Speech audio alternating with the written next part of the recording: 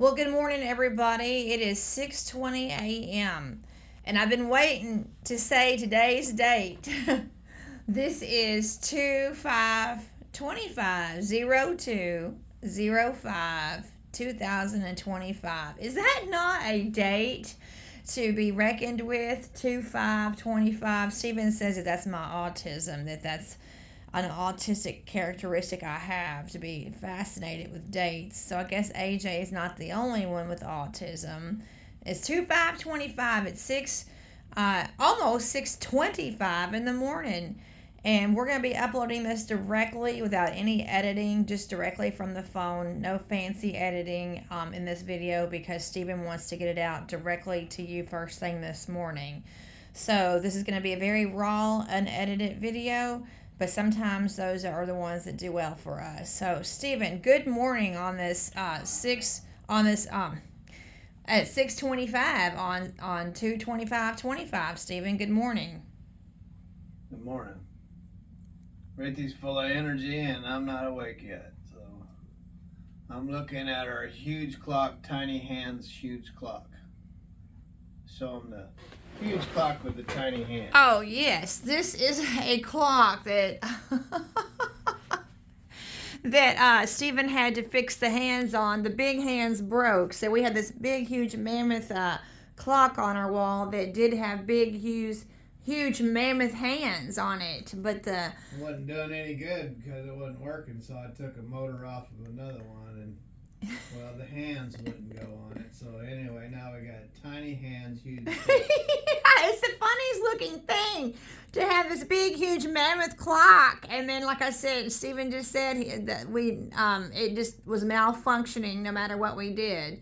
So Stephen took it apart and put tiny hands on it. But anyway, ladies and gentlemen, the reason for the video this morning, well, just waking up, brushed my teeth, and gonna have a cup of coffee, is because instead of y'all trying to figure it out what's going on, I'm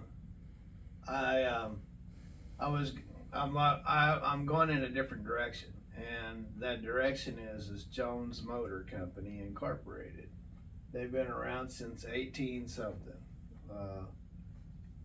and anyway, so they're a Stepdeck division. I'll be renting a trailer from them. It'll be $350 a week with ramps, the heavy duty ramps, and they have toolboxes. And so I was telling Ruthie that it's kind of ironic that I'd be going with them, because in my whole owner-operator career, there were two loads that I made more money than I did any time in my whole driving owner-operator career. I made $11,000 a week, and that's gross, of course. And so I always brought home right about half, a little bit more, a little bit less, depending on what was happening. So that's basically a $6,500 paycheck for the week. And both of those loads that I made that money with was with Jones Motor. Jones Motor, Jones Motor Company Incorporated. And so anyway, when I had left over there from having that inspection with Ace Duran, of course it was a little devastating to find out that I had let my guard down, and I'd got a hunk of junk, and it needed so much work that it took me 2 months to do it because of the weather and so on and so on. But I told them that I didn't want to have to go through all that stuff again.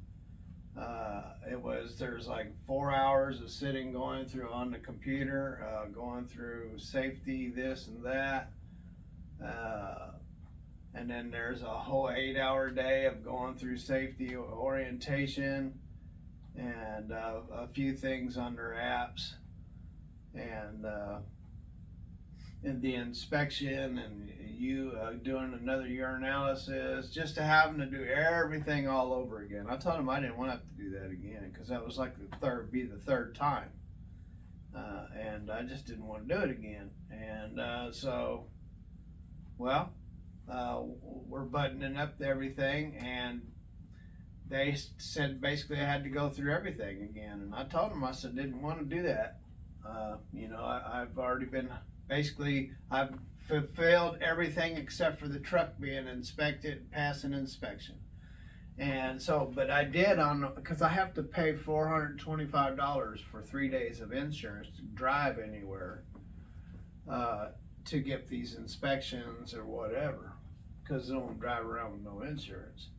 So while I had the insurance, after I failed the inspection, I came home, and the next morning I got up, went over to Love's, and I passed an inspection. Now, I know it's not an inspection like the one that they did, but not only did the guy inspect it, but he was telling me about all the great parts that he found and so on and so on. But I do realize that everything that they did find on the first inspection was true, because I went through it and found not only what they were talking about was bad, but I found more that was bad. And so, but I made all those repairs, and so all the things that failed the test, plus I fixed on that truck. And now, so I've done all the obligations I felt like I needed to do, but that wasn't enough for them. They felt like I have to do everything all over again. And that, it just, to me, that was like they're not thinking about nobody but themselves. And I'm out all this time.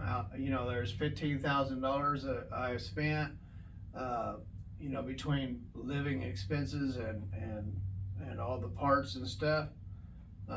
It's actually more than that when you want to get down to the basics. But, that's a lot of money and a lot of doing for somebody and a company to appease them, when I got the truck to pass an inspection anyway. So, I could have just went somewhere else in the get-go, but then I'd be driving an unsafe truck. But so, anyway, I got the truck taken care of. So anyway, I've just didn't feel comfortable with Ace Duran anymore, and so I decided I'd start looking around, and I was going to go back with the company that I was with before for the last 12, 13 years.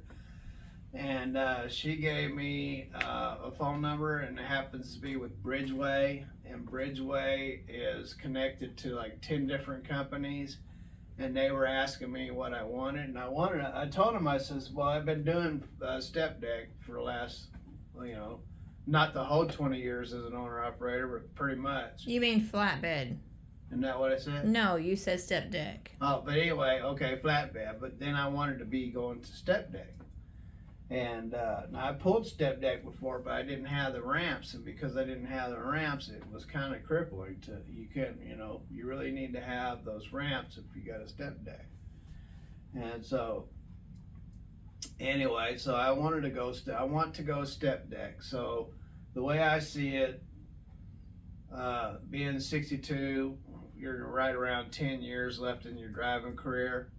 The average age, you can ask AI, the average living age for an American male adult is right at 76. And so if I can go 10 more years, that'd be 72, and that'd give me 4 years to retire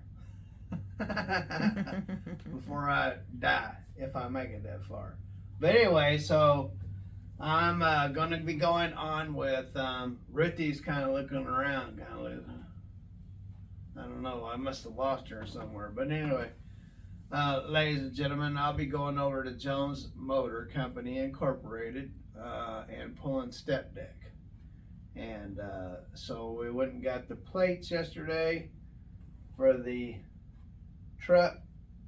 They'll be here in a couple days, and I just have to put on a boot caddy, adjust the clutch, and I have some blinkers I can install. I don't have to, but I have some blinkers I can install on the side of the fairings.